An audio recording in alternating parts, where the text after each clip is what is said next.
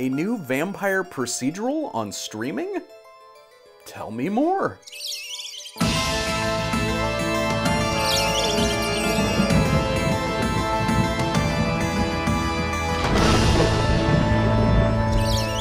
Welcome to Vampire Pitches, where we pitch movies and television shows that don't actually exist.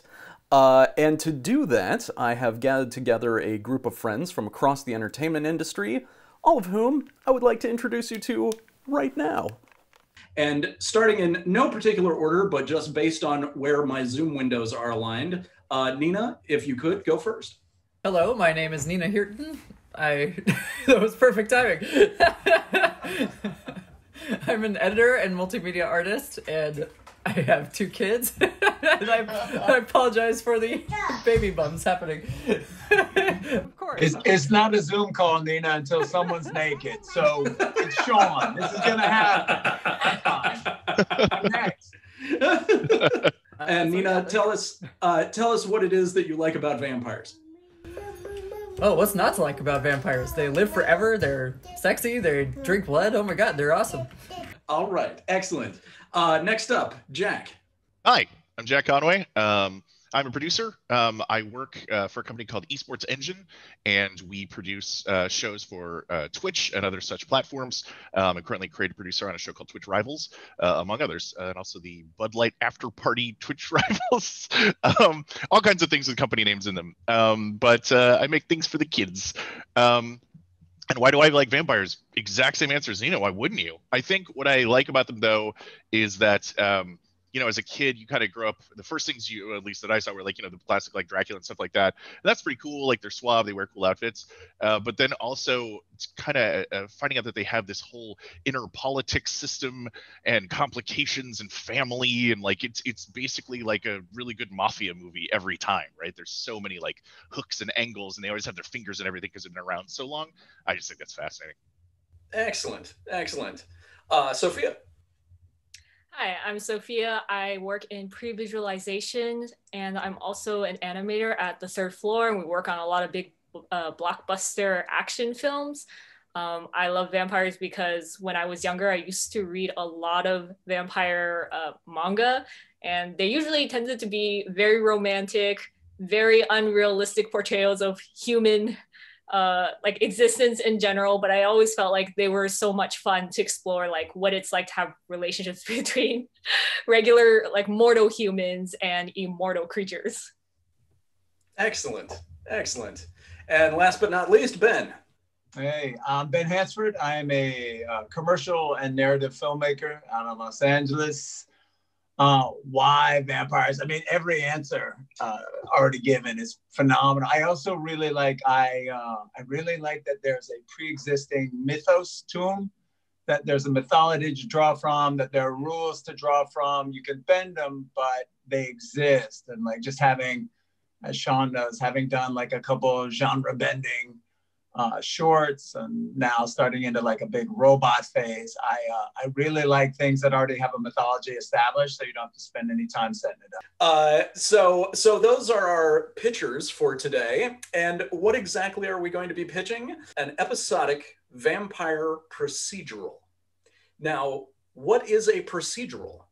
In the entertainment industry, a procedural refers to an episodic show that is mainly about a profession, a cop show or some kind of law enforcement show or a doctor show or a lawyer show, but it can really be about just about any profession, with each individual episode tackling sort of like the case of the week.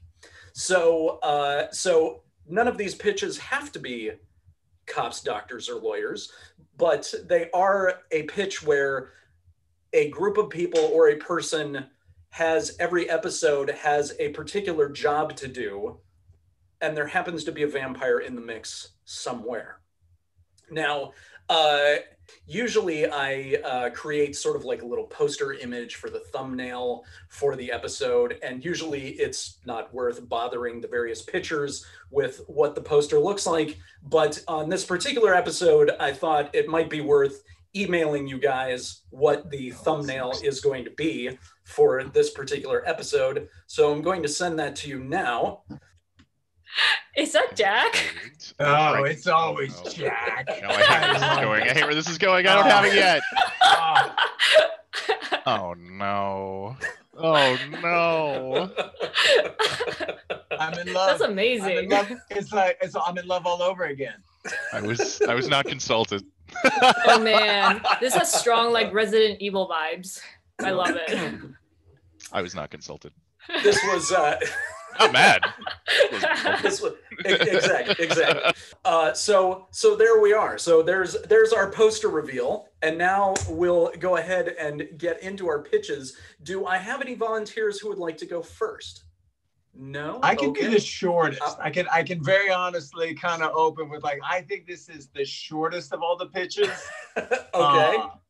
I hate to use the word least thought out, but I think if you need to subtitle anything, that's probably a pretty sweet and accurate description.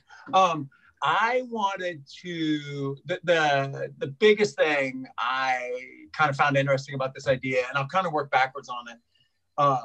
Obviously the worst, cheesiest title, bar none, Legacy of Blood. And I actually wanted it to start, I wanted the sort of procedural aspect, the sort of murder of the week, the episode of the week would always be about tracing a vampire's history all the way back to that first bite. And what I've always liked about, especially about anthologies, like reading a bunch of crime anthologies as I was growing up, like two of my favorite detective writers, Dashiell Hammett, Raymond Chandler, started on really short pieces. And what I thought would be really interesting is like making it less about the solve and then more about the humanity behind it. Because like Nina, as you mentioned, like there's such a great like suave sex factor that sort of grows out of the mythos. But I always wanted to know like who was there in the beginning. And I felt like it was a killer opportunity to sort of play with like who they become, whether it be over 20 years, 100 years, 500 years. You know, Jack, you were mentioning that like clearly the Koch brothers, right? They're vampires. We don't have to say it out loud, but I mean, we can, you know, you can bleep me on this. Just every time I say Koch brothers, you can go vampire pitch. Instead of a bleep, but then just this idea of like certain people are going to weave themselves very deeply into the infrastructure of society. And I think other people would then just go live in the mountains and sort of take a victim only when they feel that thirst. But I thought what's really interesting about all of this is sort of who they are now versus where they started and sort of how those things drive each other. And then the thing I thought would be really fun, like having done like, you know, you do the 23andMe tests and those kind of things. I just thought it'd be really cool to take, you know, how the Mormons send out these two figures to everyone's house to talk to you about joining the Mormon faith. And to be honest, I don't know enough about it. But there was an article a couple months ago about how now it will no longer just be two men that go to the door, but there are going to be women who now are cruising out on these things that kind of, and I just thought, given that the Mormons do so much around tracking heritage and tracking the legacies of families, I just thought it'd be really fun to have this sort of young male and female Mormon, Mulder and Scully, you know, who are kind of going out, and that part of what unfolds before them is they obviously they end up in this town that, you know, kind of has an inordinate number of vampires living in it because over the years they've begun to flock together. And I just thought it's really fun. Like, and these are these two missionaries kind of cruising through this particular town, you know, starting to see into the lives of all these people. And then of course, using genealogy and using history to kind of track it back, I thought could be really fun. But yeah, so that was sort of the overarching idea. That's awesome. That's great. Nice. Legacy of Blood. Yeah, Legacy of Blood. I'm sure there's a better title because I'm sure that one is representing 22, you know, Van Damme movies and or Seagal. Like, I'm sure it's got all the wrong implications. But then again, maybe that gets people to watch it on Amazon. I don't know. Gotcha. Cool. So is your story going back all the way to the origins of vampires? That's what you said? Absolutely. So like I feel like, and the one thing that it was just kind of like, as I was thinking about it on this bike ride, I really thought what would be nice is like to kind of show how everyone starts to tie back together in history, and to begin, I think, I don't know if anyone's watching Fargo. Yeah, I see Nina. Nina, I'm madly in love with Fargo. I'm madly in love with Noah Hawley. I'm madly in love. And one of the things he does really well is you'll watch an entire season, and at the very end of the season, you will see a character or gain new insight into one of the main characters from the season before. And I just thought, what a wonderful hook for a procedural is to, at the end of the episode, see someone else that you thought you knew, but gain like a new insight into them. So like, you might like at the end of an episode, bump into a character that we might have thought is sort of newly a vampire, and we realize no, they are 300 years old, and hence the last episode we watched must have missed something. And I just thought it's a really cool, like, again, I think it's a really cool legacy, and timelines, I reckon, is the easy pitch on this. Is like how to just keep tying them back together, strange and mysterious ways, all through the eyes of these like super naive, Mulder and Scully missionaries. Imagine Mulder and Scully, but with no life history, right? And just straight out of like a very protected upbringing, and now they're in this town of all these figures. So I thought it could be a lot of fun. Do our executives have any other questions at all for Ben? I mean, I'm ready to greenlight this right away. I'm wondering, like, what kind of vampire personalities are we going to meet in the show? Like, is it going to be a dark and gritty kind of thing, or are you going to find like some weird, quirky vampires in there too? Yeah, no, Sophia, I think so. My loose basis was that this is sort of any undertown from a Dashiell Hammett novel, where like 80% of the film has a seedy, the show has kind of a seedy underbelly. There's some murder, there's mystery. I was also playing with, like, I just kept thinking about like, like once you, Jack, and this is like kind of once you're around for this long, you mentioned mafia, and I just think of it as like personal greed, lust, gluttony. Like there are all these reasons that we get mad at our friends. And obviously, like I'm betting, Sean, Nina, Sophia, not so much Jack, y'all are such good people that you'll clearly don't have sort of enemies in the world.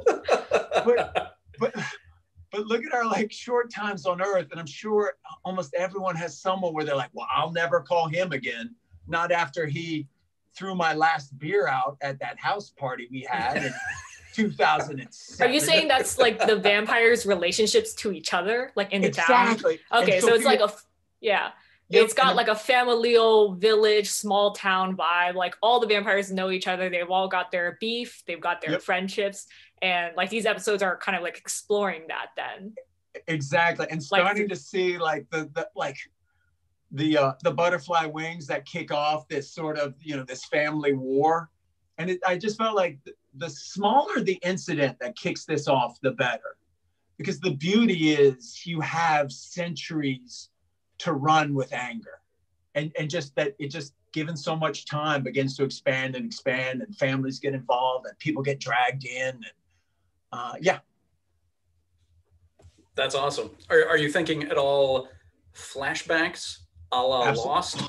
100%. And I in fact think, and this was also why I was slowly starting to put on a producer hat. As you know, I'm terrible at that, but it was also why I kept thinking you put it in this, Maine, Arcadia, small fishing village type of town that has a lot of sort of, northern, very long nights type of exposure, but also, Sophia, to pick a town that like doesn't change that much. So if it's 100 years ago, we're not resetting location, we're resetting furniture, we're resetting vehicles, but we're not doing a ton to like redress the town.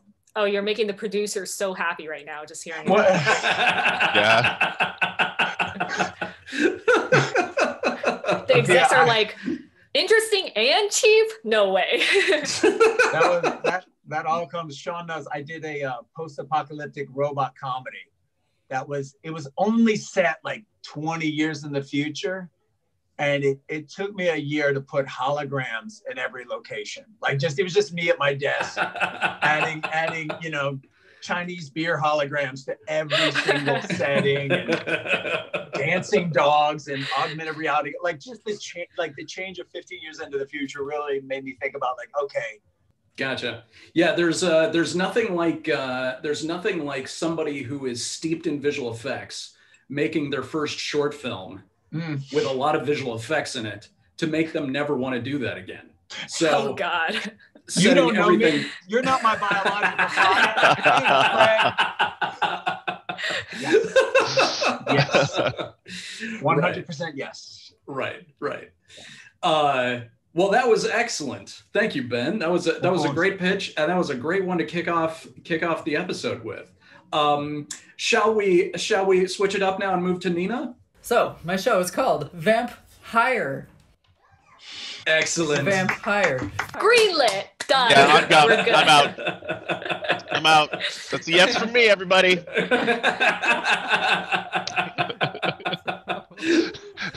Sorry, that deserved that much. That deserved a pause. That was that good.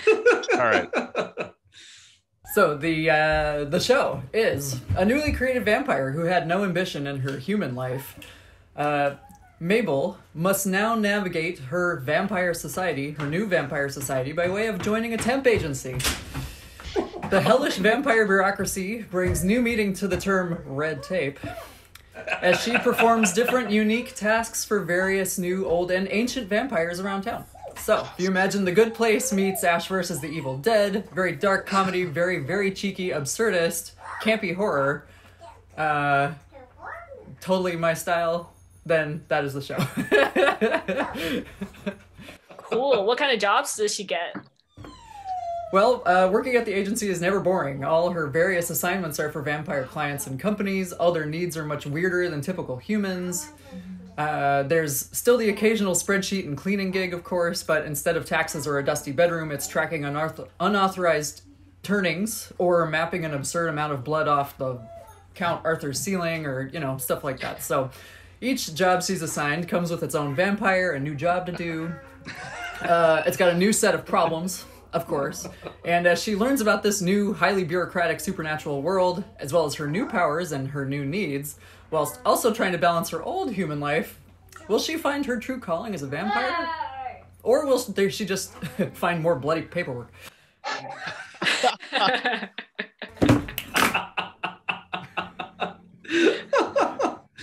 That's awesome. I love the idea that her human family is still in the picture.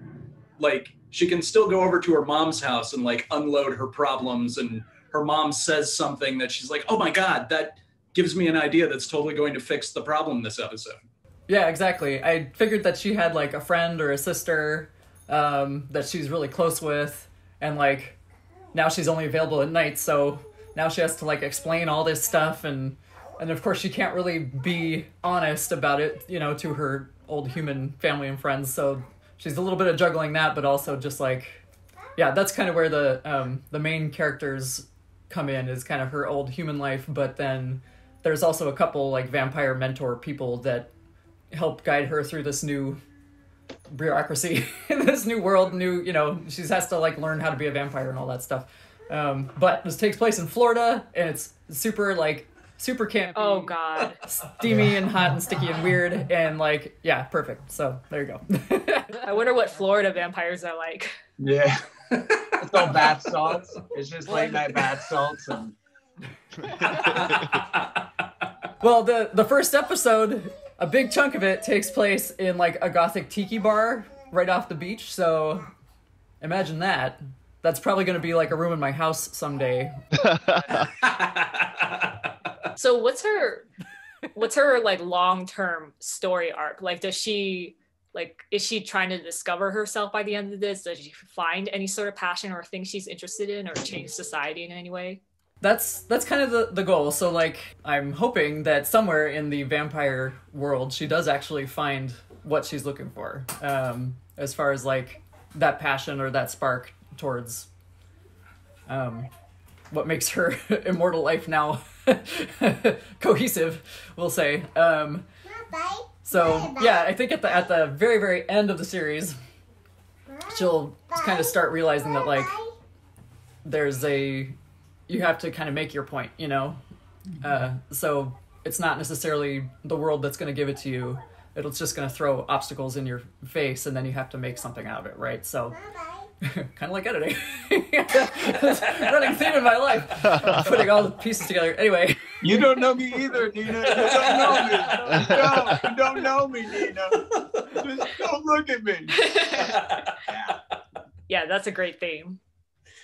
So I'm curious, is there a so the sort of the sire vampire turns her, and then she goes off to the temp agency as soon as she becomes a vampire. Is there any sort of like decision on her part for that? Like, is the master vampire is like, now that I have made you a vampire, you are going to work in the maid service here in the hotel. And she's like, I'm not doing that. And he's like, well, then what are you going to do for money? And she's like, get a job at it all night.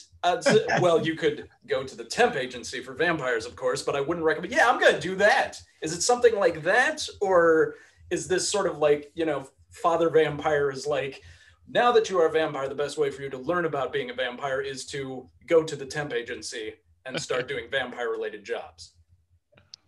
Well, I envisioned it in the first episode. After a series of events, she turns into a vampire, and she meets her new mentor, the one that owns the hotel. They, as her turner, as dictated in the very lengthy, incoming document, vampire. The onboarding document. Onboarding, that's the word I was looking for. Vampire onboarding document. A member of the welcoming committee from the local vampire community has to show up and give her like a spiel, basically. So, and part of that kind of intro to you're a vampire now, welcome, is so what did you do in life? You know, like tell us what's your function, you know? and Mabel's just like, well, I don't know, I have a cat. There's this cat I've been trying to get. Imagine living a life so mundane and then getting told you're going to live that life forever. I think that's you even do with yourself. Yeah. Yeah. But so therefore the welcoming committee person is like, well, that'll never do. You have to have some job that, you know, that will work. She's like, okay, well, if you were at the temp agency in this life, we're just gonna send you back to the temp agency. It's gonna be a vampire version of it. So Nina, how dark do her jobs get? well, so I wrote one example job was one time Mabel was assigned to Reflectionless Shine, a vampire window washing company, as they were short a staff member for a day, and they had a really important client. Count Arthur, a particularly intense 6,000-year-old Nubian individual, was one of the oldest vampires still in existence and high up in international vampire politics. Serving as a senator of sorts and being famous for being a man of few words. So few that most of his vocalizations were simply varying forms of In any case, all of the windows in the mansion hadn't been cleaned in decades and is in desperate need of a washing before an important function involving human politicians occurring in only a few nights' time. Oh dear. So, as Mabel joins the two window washers in their cleaning duties, she finds herself in the middle of a scandal wherein Count Arthur has allegedly, and I might add quite dramatically and messily, killed a human senator who was trespassing in his mansion's oversized solarium. Convenient. Why does this vampire have a solarium? Who knows? But that's a lot of windows that need washing all of a sudden. Yeah. I mean, they live in Florida, and I feel like that would be an easy thing to get. Anyway. It's a lunarium. Yeah. But anyway, yeah, lunary, there you go. I like it. Mabel, the only witness, knows that he was framed, of course, and after a lot of paperwork, manages to help convince the vampire judicial system of his innocence. Anyway, both thankful and impressed with her bravery and ability to work through the paperwork, Count Arthur will be keeping his eye on Mabel, so he'll be a recurring character. Lots of very dramatic That's excellent. I love the fact that you seem to have a very lengthy pitch document that you're reading from, and every time we hit you with a question, you're like, oh, well, I wrote several paragraphs about that. You are so ready. I've done this before.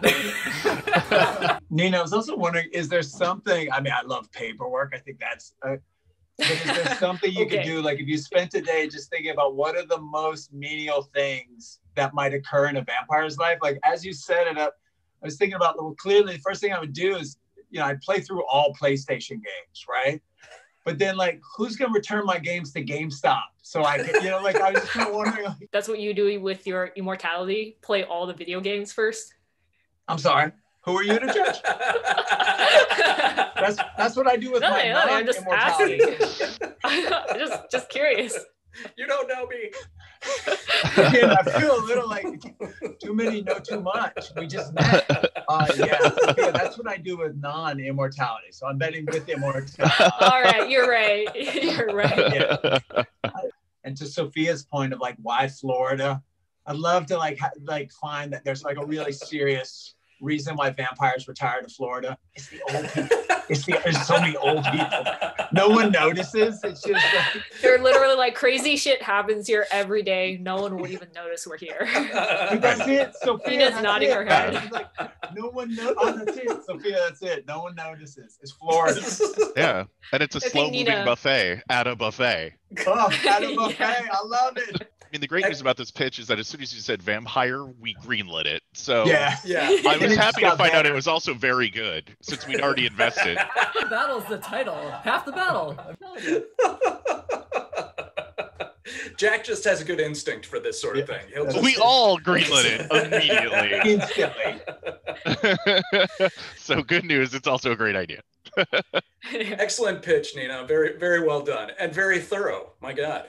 Okay, well, Jack, since you have such good luck with greenlighting pitches, let's hear yours now. All right. I want to reiterate, I did not approve the image of thumbnail of this. So if you think that's what mine is, it's not. Mine is not about me dangerously holding a gun. Directed by, produced, and starred. Yeah, I promise that's not it. He's a vampire that likes fingerless gloves, big guns. So far, so good. I'm throwing out mine. I think the thumbnail did a better job than I did. All right, my pitch. Our hero, Maria, is a nurse at Coronado Presbyterian Hospital in Albuquerque, New Mexico. She's somewhat awkward and unassuming, but she's professional, she's personable, and she tends to patients and assists the doctors. At one point, we see her linger in a room of an unconscious victim that's been bandaged from chest to chin. Maria checks his charts, she logs into the hospital database, and she visibly alters his paperwork. Maria clearly has a secret. So we follow another nurse as she frets about constantly low supply of donor blood in their hospital, and then she meets with her charge nurse for scheduling, and after seeing the assigned shifts, the nurse reminds the charge nurse, Maria, can't work day shifts because she's primary hospice care for her dying mother. And so then we follow Maria home at the end of a very long shift. We see her setting up numerous pills and tinctures and crossing off lists, and she steals herself and enters the dark chamber of what we assume will be her infirm mother. Instead, to find what can only be described as a mix of like a triage center, a tricked out sleep number, and a canopy bed. And at the center of this is the withered shape of the Midwest's oldest vampire lord, Cain Cotton. Maria, who's a vampire herself, has worked her way up the ranks of Cotton's vampire cabal, originally chosen because of her profession and proximity to blood supply, but then later becoming the only loyal soldier that Cotton fully trusts. However, her services as a lifeline to donated plasma and her ability to juggle paperwork to obfuscate the vampiric attacks in the city, as well as her care for Cotton's health and bookkeeping, means that he expects her to constantly perform all of these tasks, which severely limits her own feeding and her rest. So Maria's already spinning far too many plates. She's fending off Machiavellian efforts of Cotton's vampiric sycophants that all want her spot, as well as Cotton's human familiars that can act during the time she cannot. Plus, the vampiric crime ring's tenuous relationship with the local Navajo nation that has humored them this whole time because of the vampiric powers, but does not yet know that Cotton is now infirmed due to an unknown illness. So in a moment when Maria thinks she finally has it together, she receives a message from someone that claims to be her sister. Now, Maria grew up in foster care system, so until the Vampire Nation found her, trained her, and then finally turned her after years of service. So this girl's claims, as far as she knows, could be true. And as Maria begins to research this stranger, she finds something that's far, far worse than that. The warring vampire clan in Albuquerque has hacked Maria's communications and has been spying on her for some time. And now they know she has a sister. So, a tale of clan wars, mysterious vampire diseases, messy unknown family history, local whispers of an actual Wendigo sighting, and the busiest hospital in the largest city in New Mexico. This is the unlife and life of Bloody Maria. Yeah. Yeah. You guys. Or it's just me with a gun. Being cool. It's just me being a cool vampire guy. I want that one instead now. Yeah, Jack, what's the relationship with the local tribe? Like, that feels like a super interesting story. Yeah, I was interested in that too. Yeah. Just that is that like these vampires have been allowed to exist there, and as time has gone on, the vampire numbers have lessened, but they're still vampires. And the Navajo tribes, it's specifically Navajo in this particular area, have their own factions of basically just control in the best of ways, as well as sort of other angles that are controls in the worst of ways. So as soon as the cracks start forming there, and as soon as the local tribes plus the vampire clans are no longer eye to eye, we immediately have a problem in a power vacuum. And if any of them find out that there's anything going on with the leader, that's it, and as well as if the other clans find out that that King Cotton is falling apart, that is very bad. And also just figuring out what is this disease, what is a vampire disease, and why is it happening. And it's sort of another little beat is similar to iZombie, which was such a clever idea for a procedural where she would literally like eat a brain and know how the person died and then like solve the crime or whatever. Similar, but not to that extent, is that Maria can, in some cases, if she finds a victim who's been attacked by a vampire and is sort of hiding that, she can, through their plasma, see if that is someone from her clan that attacked them or a different clan. So the clan wars the clan war bodies are stacking up, and she knows that her side isn't the one that's doing all the killing, and so it's basically trying to keep them from turning more and just getting them all caught by being sloppy and leaving bodies everywhere. And she's uniquely placed to be at the nexus point of where all vampire attacked mortals come. So she's almost like an information hub in a lot of ways. Yes. Like, she's trusted with far too much at once and is doing her best to, but it is just not physically possible to do all the things that are expected of her. Yeah. Hey, Jack, would it be possible for the sister character? I was just thinking about, always trying to make a triangle. And if the sister character, in the same way that Breaking Bad, his brother-in-law is a cop.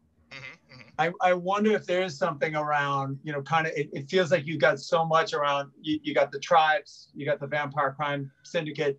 It does feel like either you say nothing about cops ever, or one of the characters we'd follow could be a cop. And I was just wondering, like, if her sister was, I don't know, coming at it from that angle, and you think it's just a cop chasing her, and we reveal somewhere down the line that, it's only the sister realized early on that she's, that they are sisters. She's a cop, so she's got access to that information. Yeah. And we realize she's not chasing her because she's a criminal. She's chasing her because they're sisters. And maybe there's there's a season arc in there or something. Could be fun. Yeah. I like that. I realized in thinking of it that I sort of made the classic mistake of, in my head, the sister is just sort of like the clueless ingenue who's just like, oh, what's going on with our vampires? I don't know. Like, I just sort of saw her as the to be protected because she has no idea what this world is. But I really like that of giving her a bit more of an active and even accidentally adversarial part in it. And what if the sister is an old woman? What if she's she's a cop who's she's older, because Maria's older. That's actually a very good point. That's great. That's a great question. Yeah, that's good. That's good. And then is King Cotton? So King Cotton is not a Navajo tribesman? No, he's a very, very, very old vampire who is a really crappy riding across the range cowboy type from back in the day who settled in Albuquerque, New Mexico. He is racist. He is sexist. He is horrible. He is just a crappy old white person that is still barely holding on with his claw hands. I was wondering, what exactly is Maria's motivation to potentially like solving this problem between the two tribes? Because it sounds like you're putting a huge amount of responsibility on her plate. Well, what does she get? Why does she want to take on any of it? The simple answer to your question is it's self-preservation. She hasn't thought past it far enough because she's too self-absorbed in her life because she really can't take 2 seconds to think about anything else right now. So obviously that will be her struggle within seasons coming up, is does she go the Walter White and at one point just say, damn right, I am in charge of this thing, you're all idiots, I'm a vampire queen, here's what we do now? Or does she go the other side and say, look, I need the help of humans, I need the help of the local tribes, I need to stop this thing that I admittedly am one of, and if that means I go down too, then the world's a better place. And does the introduction of a family member push her in one direction or the other? Does it make her a better person? Or does it make her worse? Be just trying to hide? Or because that family member is endangered or removed, perhaps, maybe that puts her on a very dark path. Those are all options. I love the idea of a reluctant heir apparent, and I also love the idea of a situation that only changes when an influence from outside presents itself. So like when something comes into the situation that changes up the dynamic. That was something I forced myself to add. There's a Pixar thing. I'm very oversimplifying this, but the concept of every Pixar movie is every day this thing does this until one day they can't do that thing, and here's what happens now. So the world of like, it was easy to be like, she's a vampire, worked at a blood bank, and I've been watching a bunch of like YouTube videos and stuff of like nurses and things, and so that was easy. But then it was like, well, yeah, but so what? Like she's doing it every day, so what changes? So that was when I brought in the record scratch, you have a sister, because that something has to move her, right? Something has to make her change her ways. Excellent pitch, Jack. And I mean, any of these pitches we could continue talking about well into the evening, but I also want to give Sophia a chance to pitch hers. So if you guys are okay, let's go ahead and move on to Sophia. Yes, thank you, Sean. Okay, so I love stories where they take supernatural elements or folklore and then put them in a modernized world. So a little bit similar to Nina's. So my idea is it's going to be this kind of young adult oriented slice of life sitcom style animated show about 4 vampires living together in a small crammed apartment in the big city. So it's very much like a roommates interacting with each other.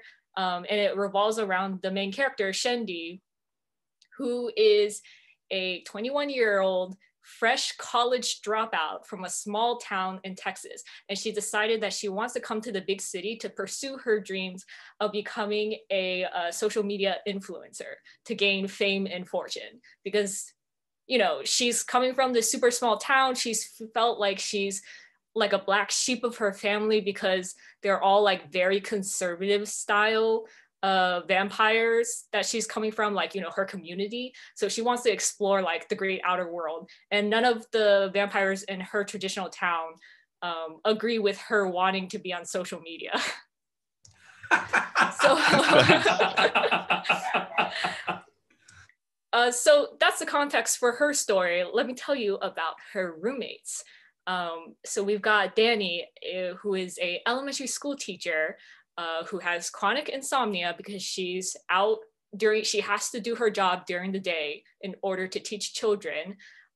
But she does have a deep love for teaching and mentoring younger people. She has resting bitch face. She looks like a total crude vampire, but all the kids love her. They get her, and she feels like children are the only good things in the world. She hates adults.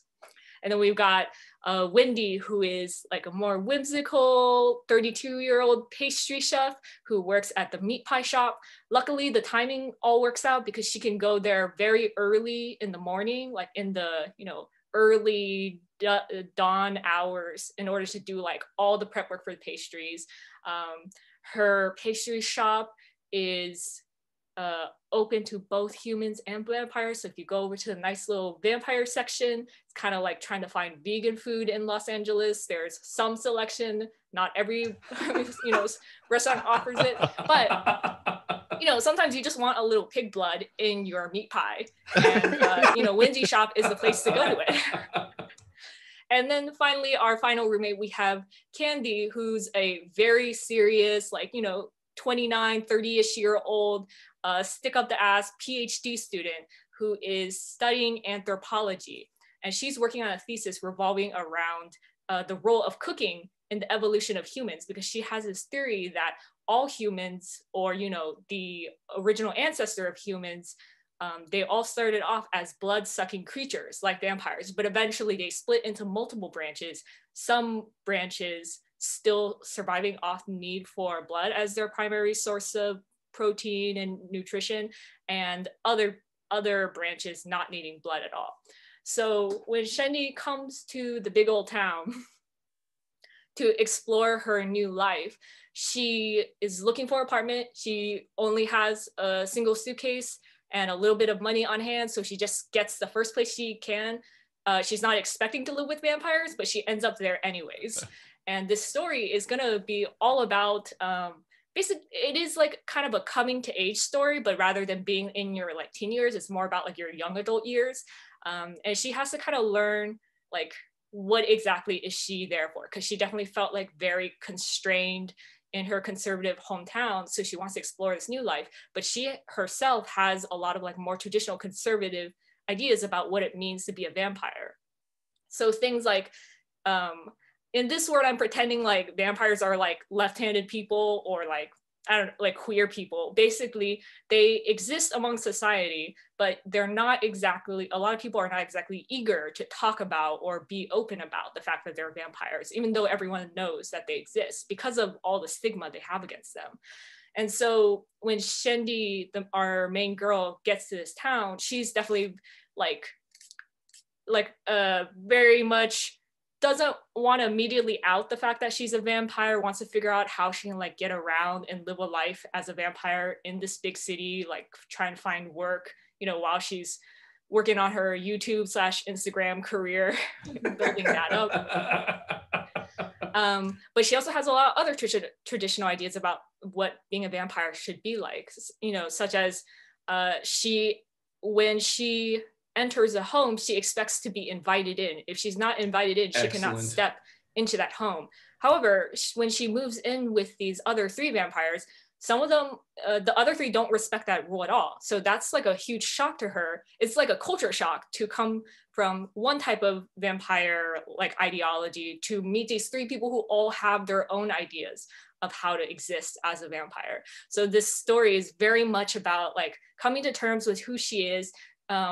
You know, it's about finding her identity and then deciding like, how do I want to live as a vampire, as myself in this big city. Nice. That is excellent. I love the 2 things that really stand out to me that I really love is one, I think we're seeing more and more the coming of age story, which used to be like the teenager story, or like, you know, when you're in college and finding yourself, with films like Hulu's like Palm Springs and stuff. We're seeing that now it's like the late 20s, early 30s coming of age story of like, I still haven't figured it out. My parents already had 6 kids in a house by now. What am I doing? So with like with the older characters you have who are not like super young, especially as vampires, I like that they're still trying to like find themselves.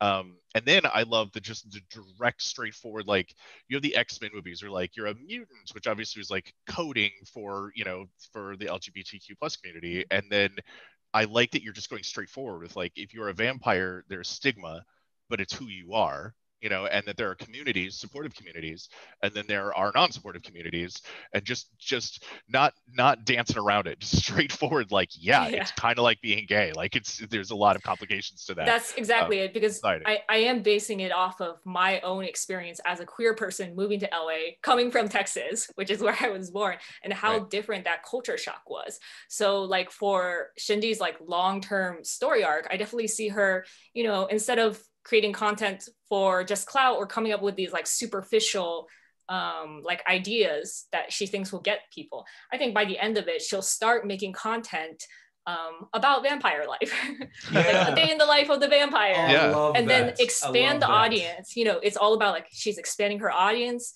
You know, she might like get a little bit of hate, but ultimately she's doing a good thing by like showing these vampires as human, quote unquote. I imagine like visually in the thing, just like you know, every episode there's like some scene between her and her roommates where they're sort of hanging out and being friends and talking about the events of what's going on at the pastry shop in the middle of their night, while their one friend is at work, but there's nobody else else in the shop because she's the one who's doing prep. So it's like she's always, you know, getting the pies ready while the three of them are sitting around on the counters sipping blood and, you know, talking about what happens. But so a question that I had for you is there a love story that happens anywhere in here? Yes, so I definitely want our main character Shindy to fall in love. There's always got to be a romantic aspect of moving to a new city, and I think it would be like very much like a foolish, like she'll probably fall for someone who on the outside seems to have like it all together. Like, you know, I don't have a specific love interest in mind yet, but they'd probably be like a musician or something. Musician or an actor, someone that she could really look up to because they have everything that she wants, but doesn't have, like, you know, fame and fortune, like really charming personality, like friends, social circles already established in the city. And I definitely want her to go through that moment where she kind of gets wrapped up in all of that. And then at the end realizes her and the person that she meets were never really fit for each other. I'm not like a big fan of like, you know, putting in a love interest for the sake of having a final like get together. Excellent. So I think because I do want her story to be more focused on the fact that like friendship, identity, and finding her chosen family with the vampires that she meets. There's the term for that blood organ, sweetmeats is a neat word. I think that's what they're called when you like the pastry of organs and guts is called sweetmeats. That could be the name of the pastry shop. Yeah, that might be a pastry shop, sweetmeats. That's great. I'm stealing that. Cool. Yeah. I really like just one extra beat is that we were talking about your experiences, and obviously the best written and presented things are ones that are relatable to you. And if you put your experience forward, then everyone kind of gets it.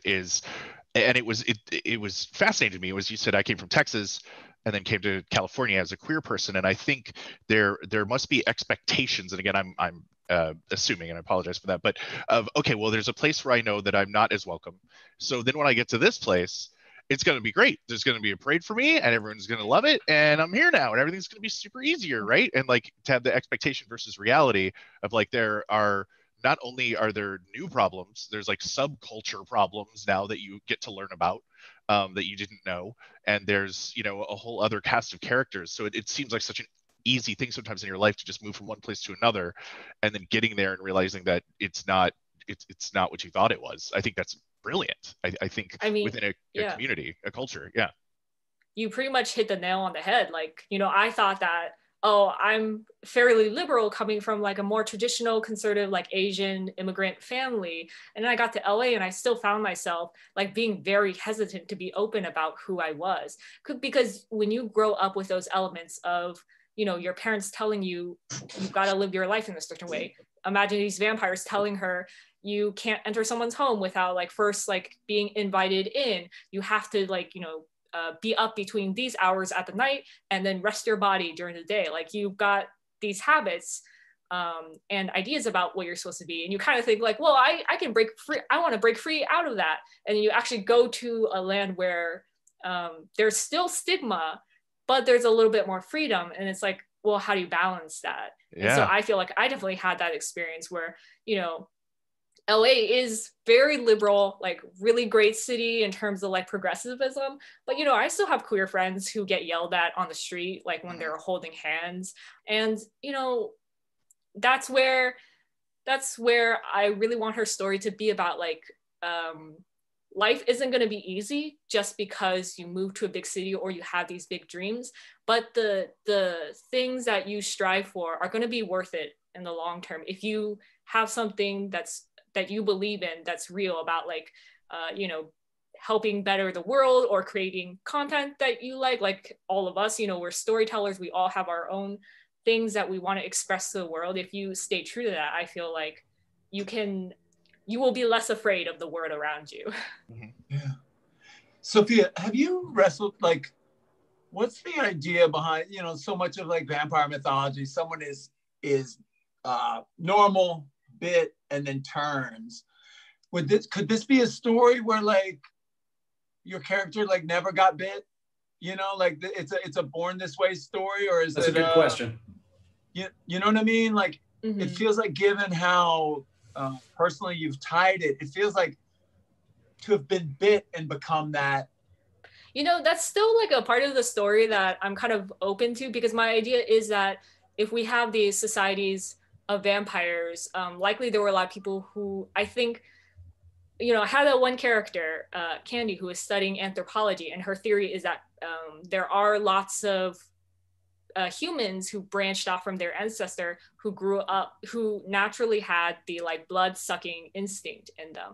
So I think it's going to be a little bit of both, because I actually still want to include the element of like turning people in there, but I also want to have the element of like, well, some people were all were, you know, raised with those genetics already in them. Like if you know, maybe there's some genealogy like theory in there about like, do two vampires make a vampire baby? Does a vampire and a human make a half vampire or a full vampire or a full human?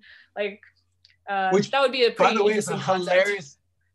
Yeah, and that's a hilarious kind of coffee conversation at Sweetmeats, right? It's just her friends like, just smoking weed and sitting around being like, well, question, if you had a vampire, you know, like, it's just like, it could be this great, like late, I mean, all that feels so late night diner to me. Like my friends and I, you know, like at film school, just like everyone go to a diner and like have these sort of ridiculous conversations, but it feels like such a great, her and her friends kind of gathered around, you know, she's the only one working, everyone else is just eating, being like, hey, do you ever do that? She's like, you gotta stop eating that. I just baked 4 of those.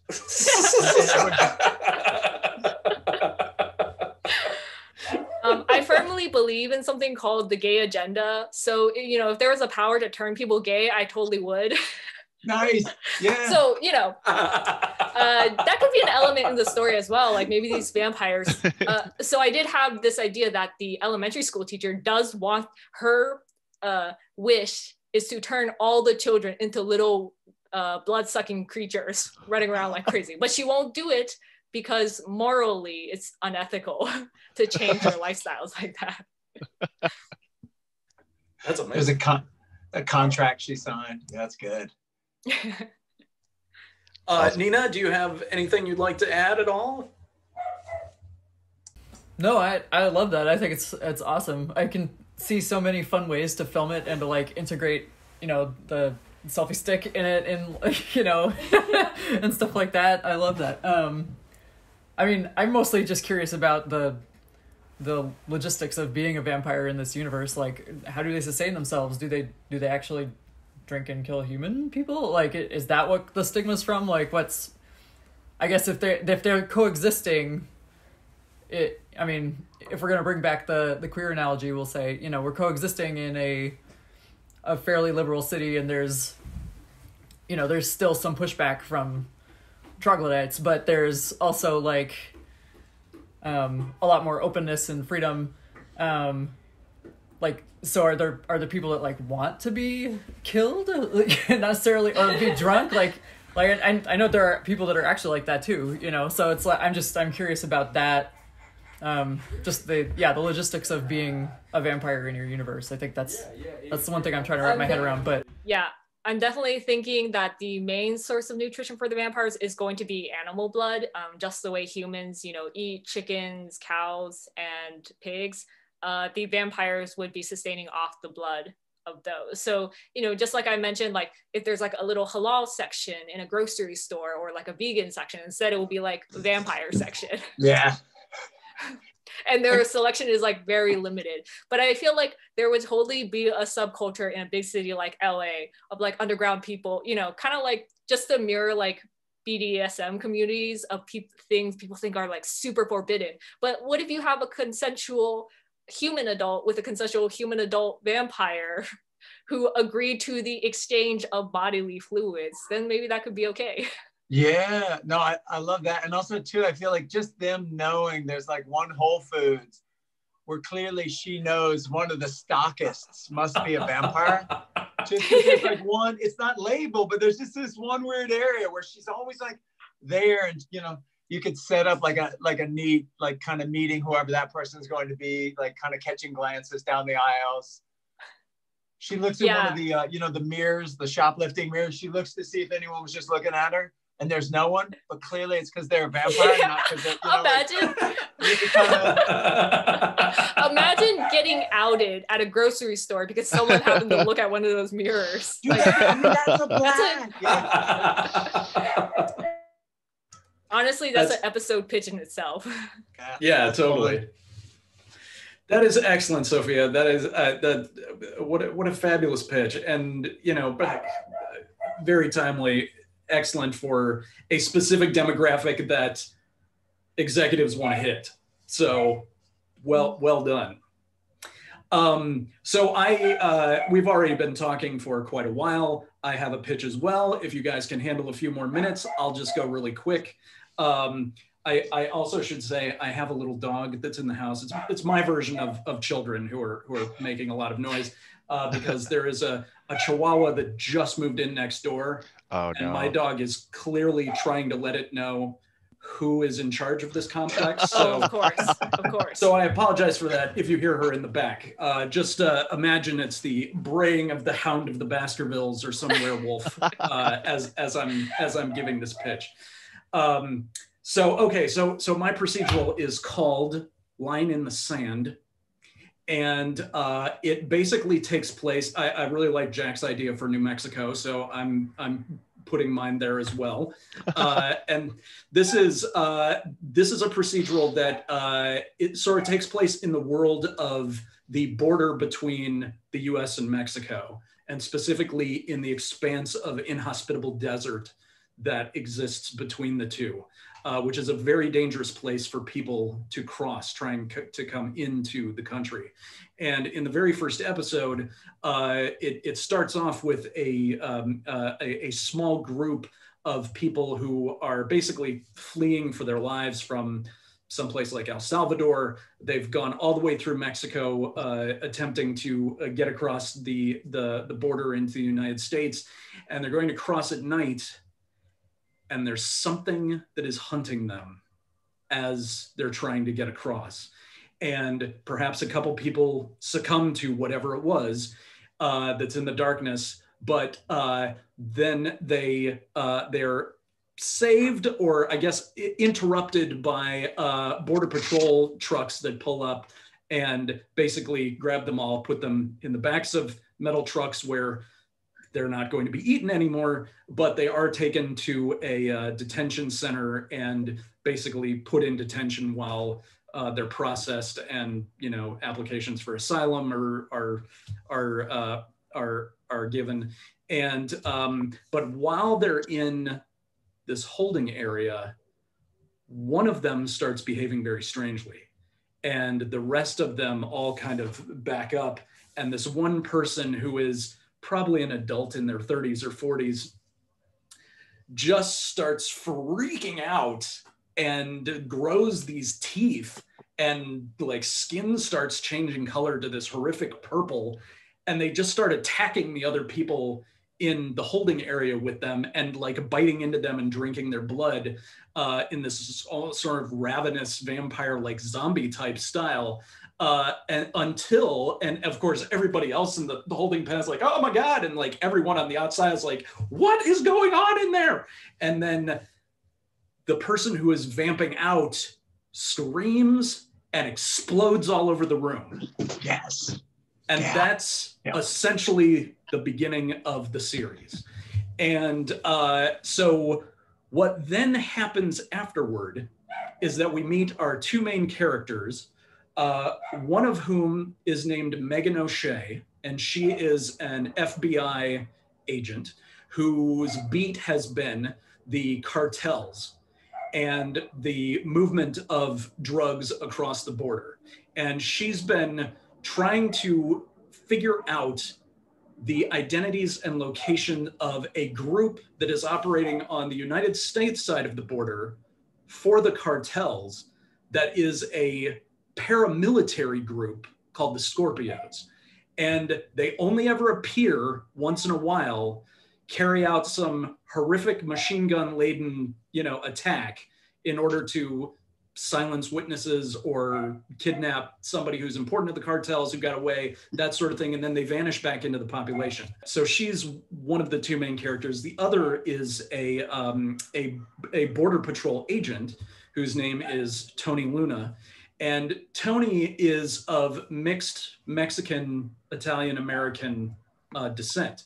And his main goal is that he is trying to protect people who are trying to get across the desert, because it's so dangerous out there, and there's no water, and there's all kinds of ways to die out in the desert, from people, from nature, from all this sort of thing. And so he's part of a portion of the Border Patrol policy that is, we need to protect the lives of people who are trying to get across, and then we'll figure out what to do with them when they get here. And something has been attacking people in the desert. And so he has been, doggedly working his beat, trying to figure out what that is and what's going on. So he is very interested when a subject explodes in custody. So there's sort of a meeting of him and Agent O'Shea, because she's like, I need one of the guys who brought this group in, who knows the territory, to figure out what exactly happened. And they get grabbed by the Scorpios. They finally find the Scorpios. They get grabbed. They're taken. The two of them are taken out into the desert. They're about to be executed at the end of the episode. And that's when Tony Luna goes all vampire on these paramilitary guys and tears them apart and saves Agent Megan O'Shea.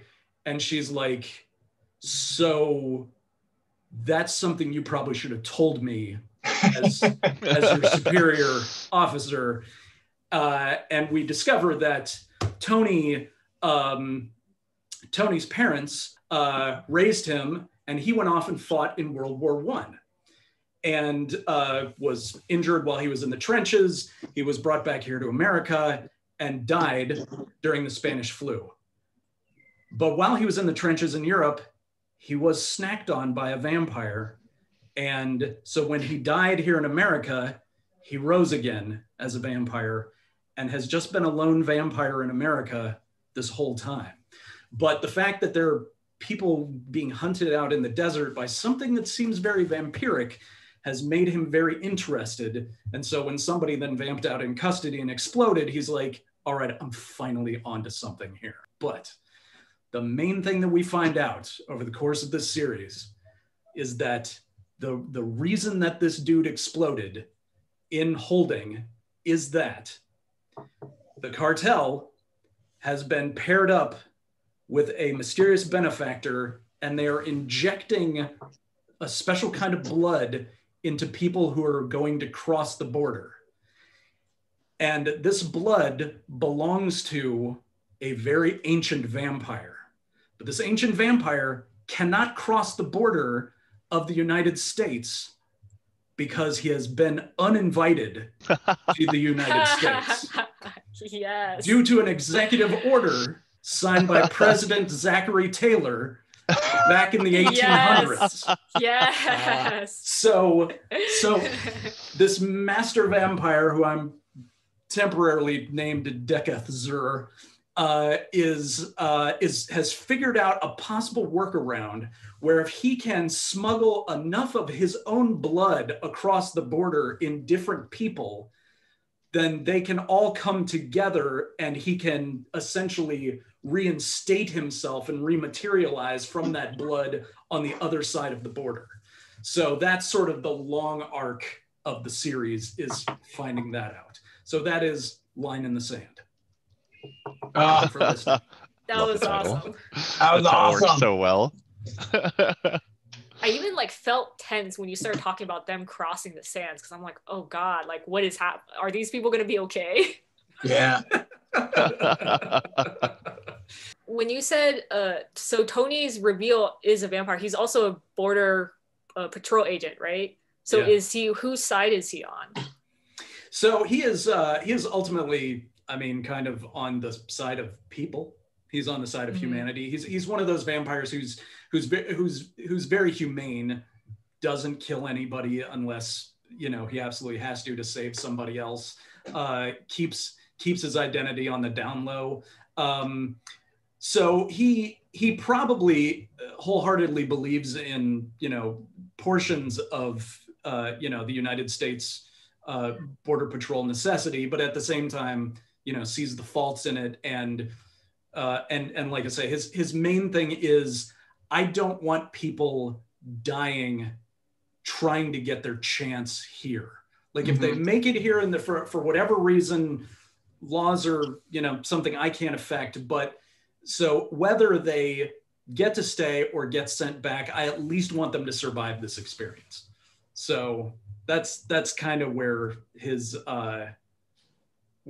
obligations lie. And since he doesn't know about any other vampires, he doesn't have any sort of solidarity with any other sort of supernatural immortals, which comes to be a great benefit to him later on.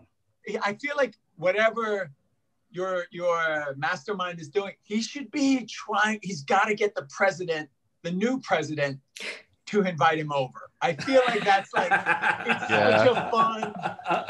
That's going to be such an interesting side plot line. Yeah, exactly. It's got to be like a fun. I agree. There's got to be a presidential invite, and so now him trying to set up all these different machinations just to get an invite from the White House. I just love it. I just feel like that's bonkers.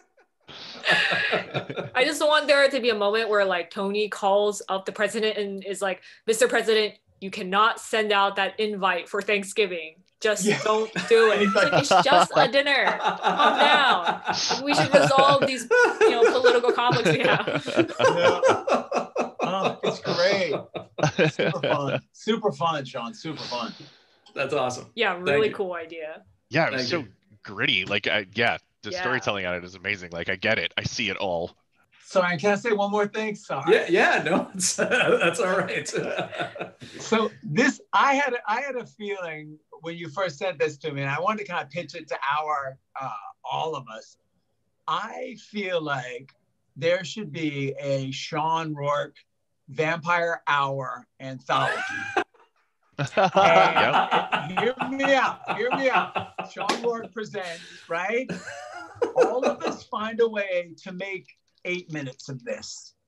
And this is the Sean Rourke version of Love, Death, and Robots. Oh my God. I know, Sean, I would totally listen to a podcast, a side podcast of you just reading vampire stories. That's the kind of thing that I fall asleep to at night. Yeah. Oh, okay. Well, actually, I have some experience with that because my wife has problems sleeping, and so as soon as I start reading her the vampire stories that I write, she just goes out like that. So I think either my writing is very boring, or I'm very good at putting people to sleep. But oh my God, what a dream to be able to just sort of be the editor or the person who brings together an anthology of vampire shorts or just vampire stories in general. That would be a lot of fun.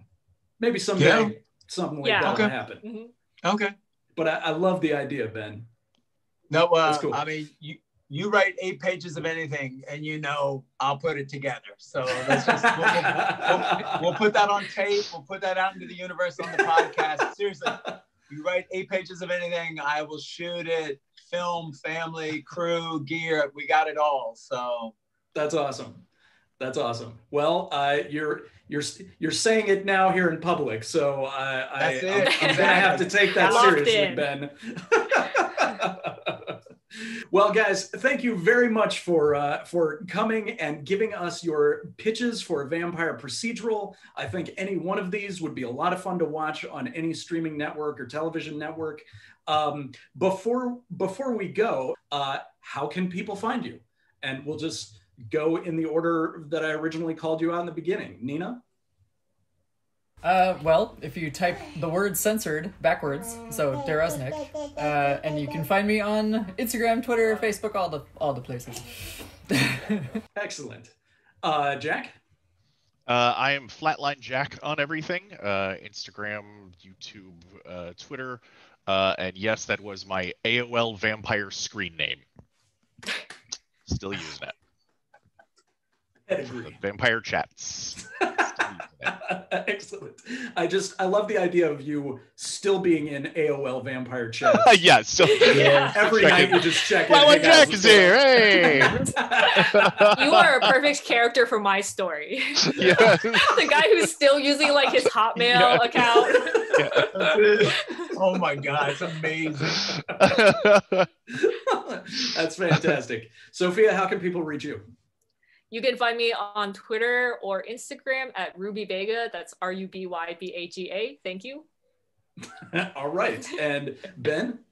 I'm on Instagram as Mr. Hansford, just MR Hansford, or just Ben at benhansford.com. It's super easy. And I'm dead serious, Sean, about the Sean Moore Vampire Anthology. So in fact, if anyone's listening who wants that to happen, don't write me, write Sean and force him to write me. There it is. This is gonna get back to you one way or another. That's it. That's fantastic. Excellent. Well, guys, thank you very much for coming out. Thank you, everybody who listened to this. If you would do a vampire procedural, what would it be? There's a place where you can tell us all about it. We would love to know. That is down in the comments. And otherwise, thank you for being here, and we'll see you for the next one. Thank you, pitchers. Thank you, Sean. Thank you. Thanks, Absolutely. guys. Thank you, brother. Great talking to y'all. Great to meet you. Nina, Sophia, nice to meet you. Just one last little bit for those of you out there who were thinking this. We have had vampire procedurals before. We had a vampire cop show that was Forever Night that ran in the 90s, and we had Moonlight, which ran in the mid-2000s, which was a vampire private investigator. So this has been done before, but it's been a little while since we've seen it, and I feel like, you know, television has matured so much these days that we're really kind of ready for a new one and to see what that's like. So thank you to all my pitchers for pitching their versions of that. If you enjoyed this, we've done some other episodes like this. We've pitched The Lost Girls, we pitched Margot Robbie's Vampire Project, we've got some other really exciting ones coming up. So definitely check those out. And if you happen to be a creator yourself who is working on some form of a vampire project, we have an entire series on this channel called Your Vampire Project, where we talk about all sorts of different aspects of vampires that are just sort of meant to get you thinking about things, about your vampire characters and your vampire world. So definitely take a little time and peruse some of those. Otherwise, thanks for being here, and in 2 weeks, I'm going to do, I think, a Christmas episode. But I'm not sure what that looks like. So, I guess, come back 2 weeks from now, and we'll both get to find out. So enjoy the holiday season, and we'll see you next time.